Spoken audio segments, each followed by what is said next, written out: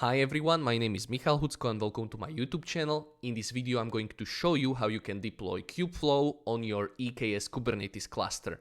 Kubeflow is a machine learning DevOps tool. It's a very popular open source tool which can use anyone. And EKS is a Kubernetes as a service offering from AWS, and it's one of the simplest way how you can run Kubernetes nowadays. It's quite costly, but I will also tell you how much you're gonna pay for it behind the scenes. And currently I'm working as a software engineer at Canonical, and I will show you how you can deploy Charm Kubeflow, which is a special deployment of Kubeflow. It's an open source thing, you can find it on the internet, and I'm currently working on this project, so I know how things are happening behind the scenes, and it's a very cool tool. That's the reason why I would like to show you. So we will use AWS CLI a lot. So the thing which you need before you start with this tutorial or with this video is that you need an AWS account with a credit card linked to it, because you will be paying for this hourly. But don't worry, I will also show you how you can remove everything so you don't pay for it behind the scenes when you forget to remove it or something like that. So you need the AWS account. The next thing what you need to have is an AWS CLI. As you can see, I'm reading this small cheat sheet which I created for this video, which you can find linked in the description below. Okay, so you can always use the commands which are described there, or you can click the links which I'm linking there. It's official upstream documentation which is updated regularly, so if you, for example, checking this video later, you can always refer to the same place as I did with these commands if, for example, they are out of date, or you can create a PR and I will just update the documentation. Thank you very much. Okay. Before we continue, I would like to tell you, if you would like to learn about Kubernetes, I'm quite good with Kubernetes. You can find my course on Udemy. It's called Kubernetes for Beginners with AWS EKS examples. In this video, or in this set of videos, it's more than 13 hours long. I will teach you basics of Kubernetes, and I will also show you how you can deploy things on AWS. A link in this is in the description of this video, and thank you very much for supporting through that. So going back, so we need an AWS CLI, and after we have this AWS CLI installed, we need credentials for our user. So the best thing, which I highly recommend to you, is don't use the root AWS account. So after you create the account and you logged in, you are accessing the console as a root user, right? It's always very dangerous to use that because, for example, you may lose your credentials and you may have some problems with that in the future, and someone else can steal your credentials. So the best thing what you can do is that you should always create an IAM user when you are interacting with AWS through CLI. So again, in that document, which I'm sharing here, I will share also a link to, to a step-by-step guide how you can create this user, but it's quite easy. You just click on IAM, and when you are in the IAM, the thing which you need is click on users, and then you will create a user with clicking on add user. You will put there some name, and you can provide the access to the console or not. I highly recommend providing access to the console and log in there as a user. Then you need to add permission to this user as an administrator. So I have created here a group called administrators, and the only thing which is important is that this administrator needs to have permissions of administrator access, which you need to add here. When you create this group, by clicking on create group and adding the permission, then you can choose the group for this user, and then you click next and you click on create user, which will download the CSV file with the credentials which you need to set up the AWS console. Okay, I don't want to make this video too long, but I just briefly skimmed through that, but that's the thing which you need, or I highly recommend to use when you want to do the same things as I do, because that's the most secure way. The next thing what you need to do, is set up the credentials. Sorry, that thing will not set up the credentials. After you create the user, you need to click on the user, click on the security credentials, scroll down and click on create access key, which will generate for you the access key and the secret access key in form of CSV, which you should store. Okay. Then from this CSV, you can configure the AWS CLI. So after you install the AWS CLI, you should have AWS executable in your computer. I just want to mention that I'm running Ubuntu 22.04. It's always a good idea to use Ubuntu, not because I'm working for Canonical, but because some tools which I'm going to show you are playing well with the Ubuntu.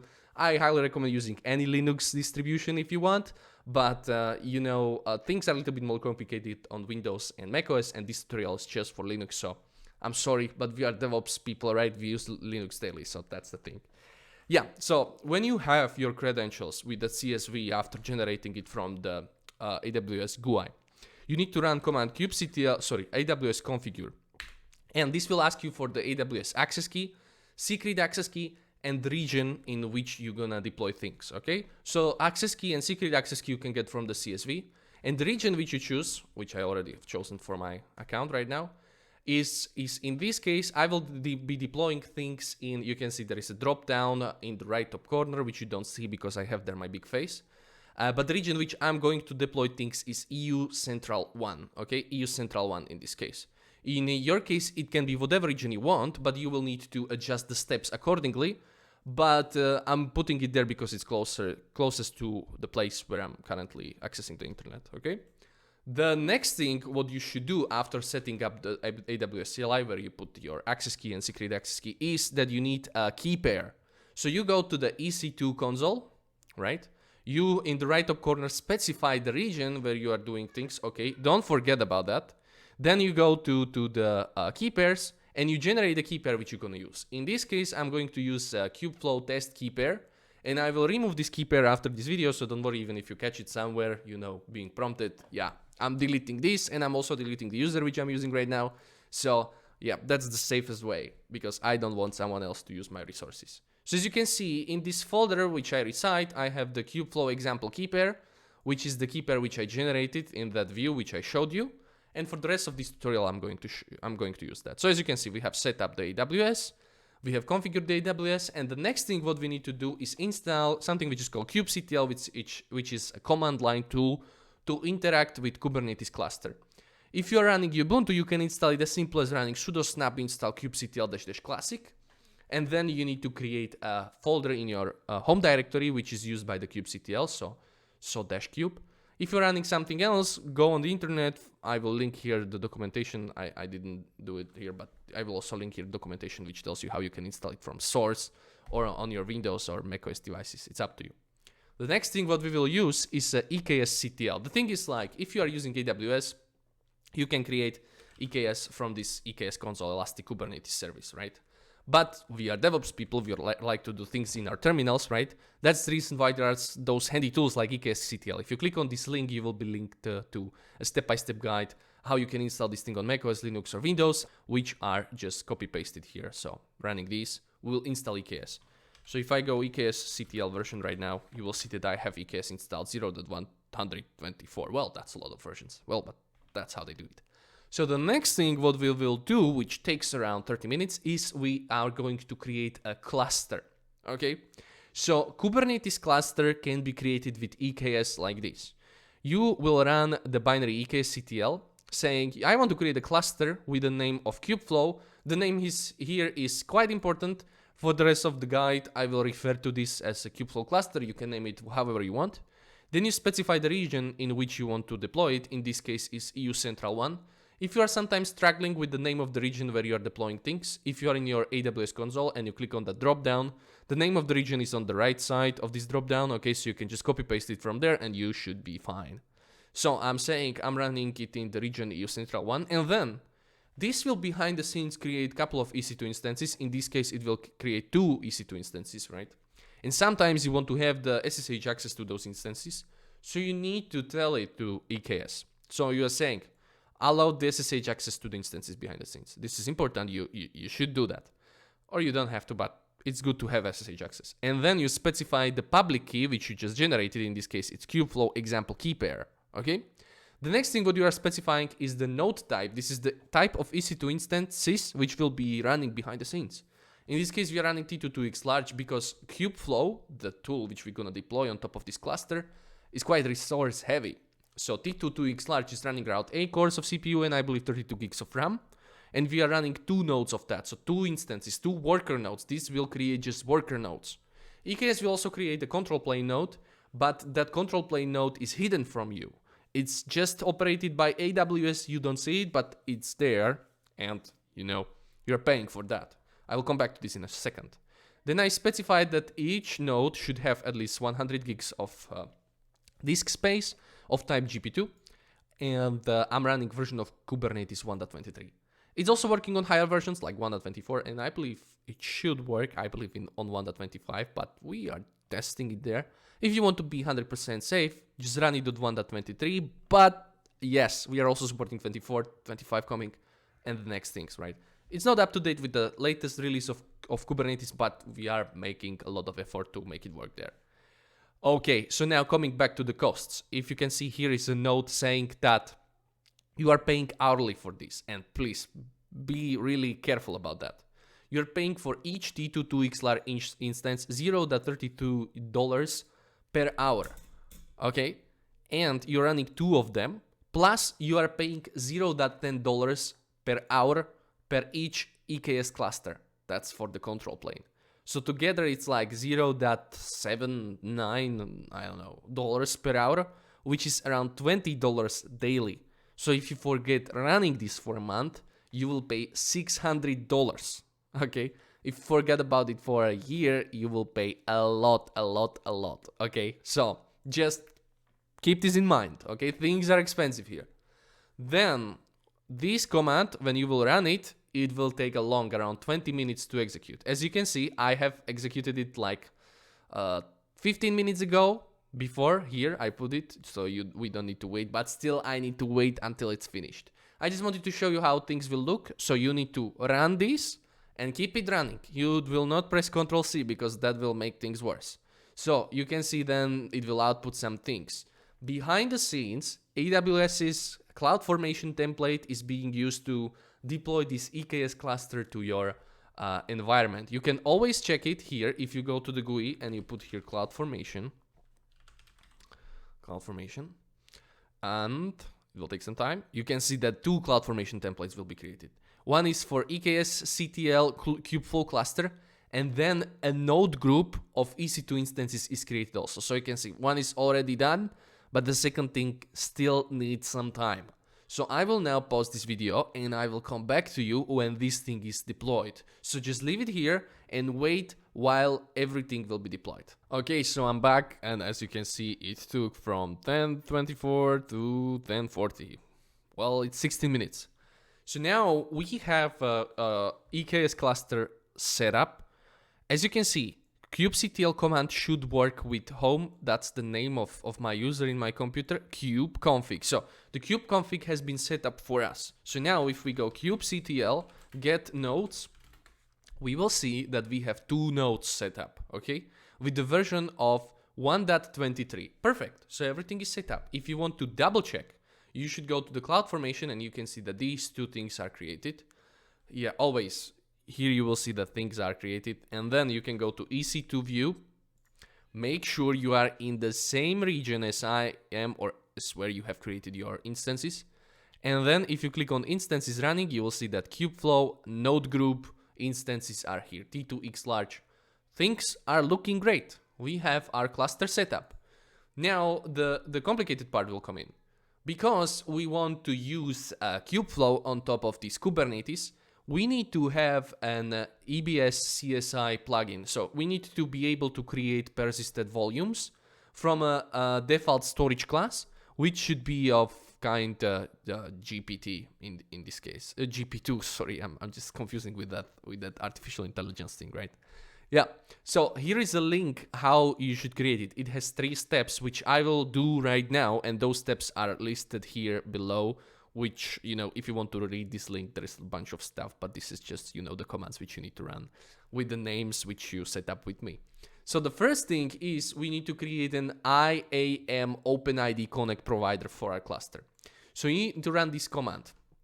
The important thing here is that you need to specify the correct cluster name, which is in this case is the name which you created. So after running this, this will again run something behind the scenes, and it will create an OpenID Connect. You should Google it if you want to learn more, but there is no time for it right now in this video.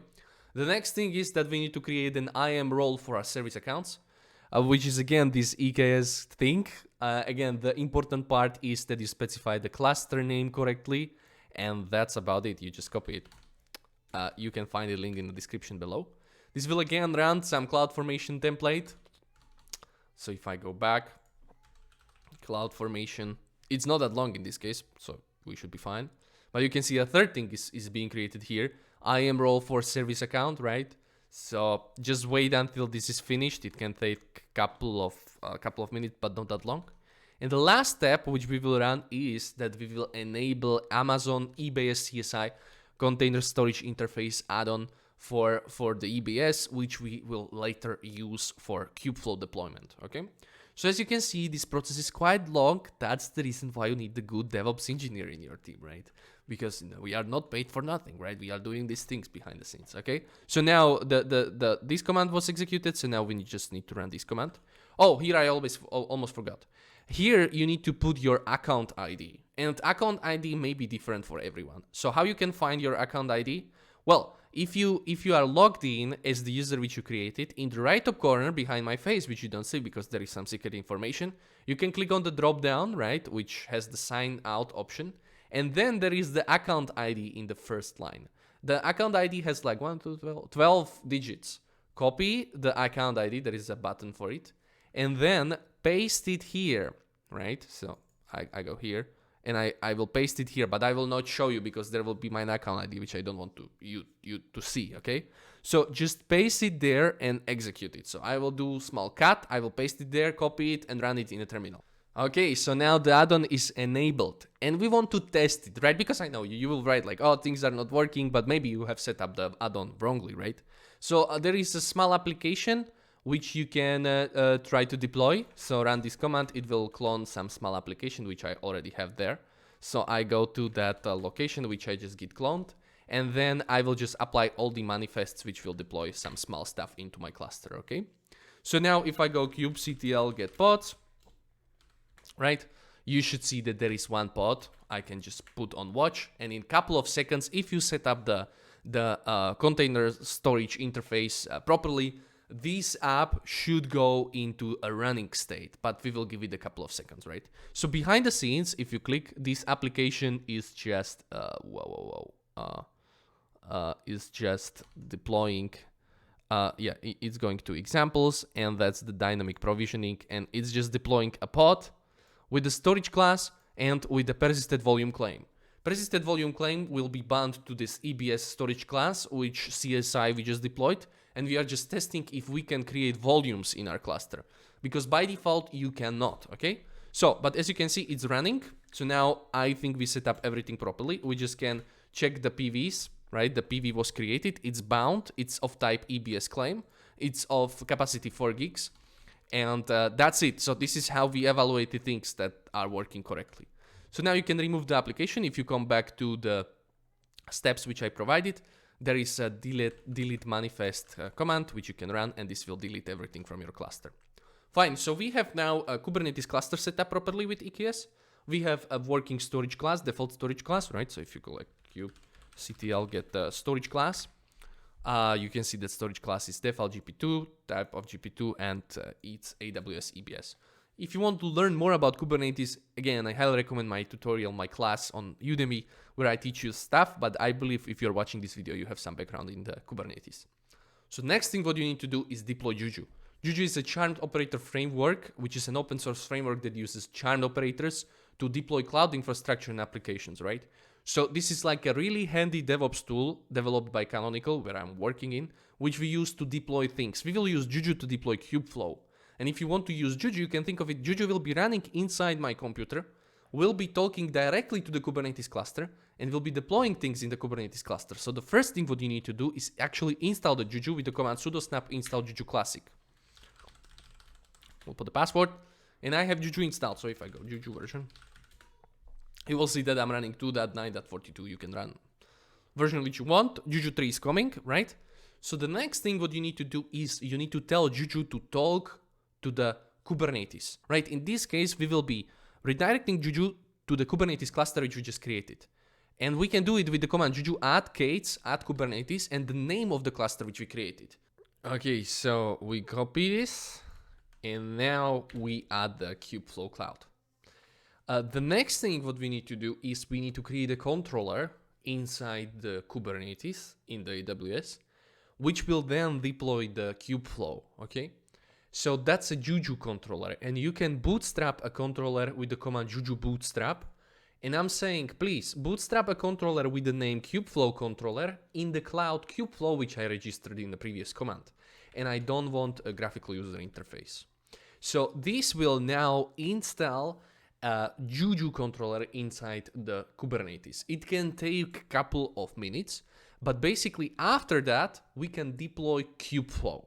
To deploy Kubeflow, we will also need to create a model inside the Kubernetes cluster. Behind the scenes, the model will create a namespace of the name Kubeflow, where each component of Kubeflow will be later deployed. Now, I just want to show you what we are actually going to deploy. You can go to charmhub.io. That's a website where you can list or search through all the charms. Charms are objects, or it's a concept of Juju. You can think of a charm as an application, but it's not application in like charm is everything with the application which is needed to deploy the application into the Kubernetes cluster in this case or somewhere else. Okay, so there is also another configuration and stuff like this, but that's not important. If you go to the charmhub.io and you click on search, you can put here Kubeflow. You can put here also other stuff, but today we deploy Kubeflow, and this is the bundle, Kubeflow bundle, which we are going to deploy.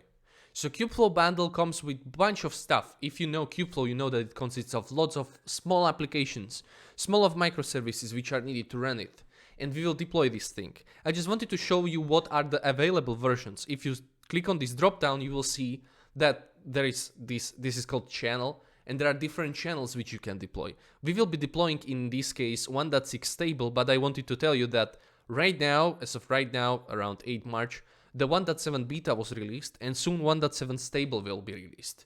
The Charm Kubeflow is going hand in hand with the upstream Kubeflow with the versions, so you can always expect the up-to-date versions here. If I'm just showing you this because if you want to check it online, this is the place where you will search for it. It's a Charm Hub, you will put the Kubeflow there, and we will be deploying 1.6 stable in this case, okay? So, going back to our terminal, you can see that Bootstrap complete controller is there. If you go like kubectl get pods, all namespaces, you will see that there was a special namespace created called controller Kubeflow controller, and inside this controller Kubeflow controller, a controller was created, right? That's the thing running here, that's the pod running there. So now what you need to do is you need to add a Juju model. That's another concept. Well, if you now go Juju controllers, you will see that we have one controller for Kubeflow Cloud in the EU Central 1 region, right? So we will now also deploy a model, which is called Kubeflow. You can just copy paste the commands. Now the Kubeflow model was deployed. The only thing what happened was like kubectl get namespaces. You will see there is a Kubeflow namespace, and if you go get poo and Kubeflow, you will see that there is this model operator thing running. That's the only thing which was created. Now we have everything ready to deploy. So if you go like Juju models, you can. I'm just showing you Juju commands which you can use to interact with things, and you see that there is a Kubeflow model inside Kubeflow EU Central 1 region, okay, which was now just created. So now we are going to deploy Kubeflow, and deploying Kubeflow now is just a question of one command. Well, and some setup after that, but it's very simple. You just run command Juju deploy Kubeflow, and here you specify the channel which we just got from the charmhub.io. And you need to put trust here because this is a special charm. You can read more about charms online, but this is a special charm, so we are trusting it and running 1.6 stable. So now this will be command which will be running for quite some time. So I open this big terminal, clear, and I go Juju deploy Kubeflow channel trust. And now this will behind the scenes use the controller which you created, model which you created, and it will deploy all these charms. So Kubeflow charm, admission, webhop, Argo, Dex, Istio, blah, blah, blah. All these charms are needed to run the Kubeflow in your Kubernetes cluster, okay? Now, this deployment can take, again, around 30 to 40 minutes, so it will need some time. I just want to show you how you can deploy it and how you can check the status of the deployment. So this will take some time. This is now executing some changes. It will also create some relations between the charm, which is a Juju concept. It's a very nice tool. You can read about it online. And as you can see, the relations were executed and the deploy of bundle is complete.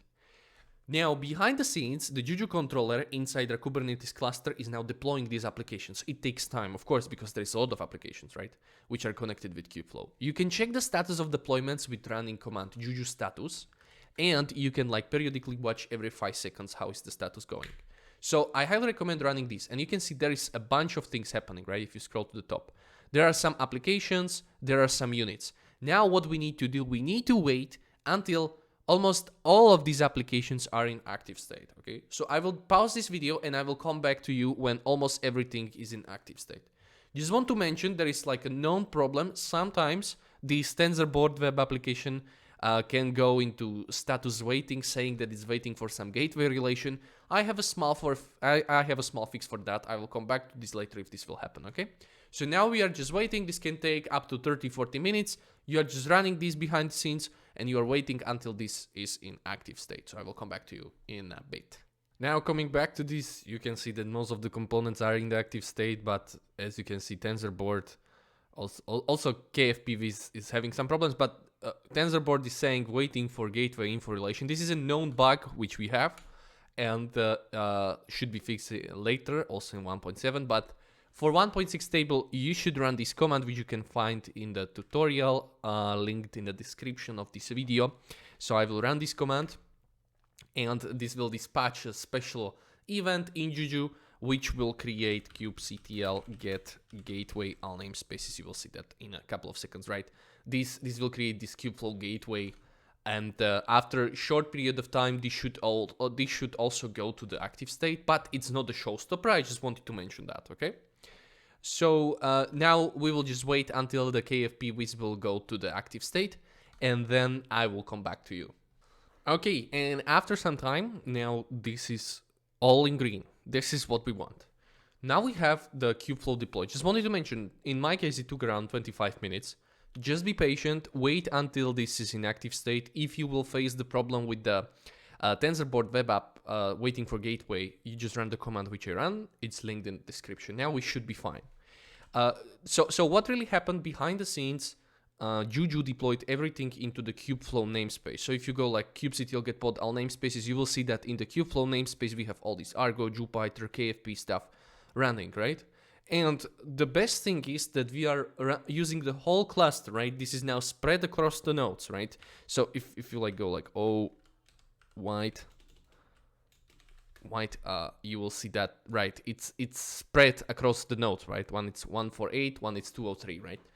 So now what we want to do is we need to set up the authentication. We need to set up username and password for the user who will be using the dashboard, which is like an interface for the Kubeflow. So first we need to know what is the external load balancer IP which was assigned.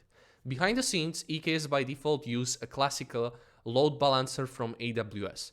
That's the thing which is working. It's not recommended to use in production, but by default in this tutorial I will show you how you can use it. It's fine also for some kind of production, but what I recommend to do is set up Elastic Load Balancer, which is like a process which you can create, which you can set up in your EKS. I will link the description, the step-by-step guide into the description. I didn't want you to make this video extra long. And then that EBS will be used by default. Then you install the Kubeflow and you will be assigned external IP from EBS. In this case, because we are using the default load balancer, it will be a classic load balancer. So if we go kubectl get svc, in the Kubeflow namespace, you will see that there are a bunch of cluster IPs, but one of them, this one, is of the type load balancer. And this is the Istio Ingress Gateway workload load balancer, which we'll be accessing from outside. That's the dashboard. So we will get this external IP, Control-C, and then we will go back to the tutorial. And in this last section, we have like configure DEX and OECD authentication, which is setting up the password and the username. Here, there are two places where you need to paste this external IP, which we cannot know beforehand. That's why you need to set it up here. So in the public URL section of the DEX out and a public URL section of the OECD gatekeeper. So if I go here, I will replace it, for example, it's this one. And then there is the second one, which is this one, right? Now I will copy this whole command, which is just configuration setting. I will go back so you have it properly. And then I will just run these two commands. Now this will set up the authentication for me. So if I go like, I can run the Juju status again, and this will create a new OECD gatekeeper unit, and the DEX unit will be updated. It can take a couple of minutes. So this will set up the username of user123 at email.com, and then a password for user123, okay? If, for example, you want to change this to something else, that's the place where you will do it. Online, you can also find a way how you can create another profile. This is just one profile. You can create profile for all your coworkers, and you can use this Kubeflow, to work in your company, and you can share the hardware behind the scenes and stuff like this. It's really cool. I highly recommend checking that. So if at certain point the OECD gatekeeper, the first unit will go to the terminated state, and then this first one will be in the active state in a while, okay? But basically, this is the whole thing. Just to prove you, I will also show you how you can access the dashboard, but we need to wait until this one is active. So just to prove you that really the load balancer is set up, you can go to the EC2 view, and then down there in the load balancer, there is a load balancer section. If I click on the load balancers, you will see that one load balancer two load balancers were created for me.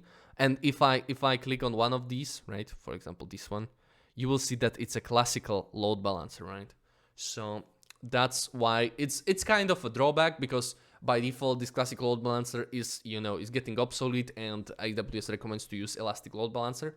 But you need to set up elastic load balancer for your EKS to work by default, and by default for now it's still classical load balancer, but you can still use it, okay? So now everything is in the active state, and we copy pasted I believe the address into my clipboard, right? So I can go now to my I can go now back to this view. I just got it from here. So this one, Control C, I go to my browser, Control V, press enter, and in a couple of seconds, I see this is the DEX authentication window where I will just use user123 and user123 password.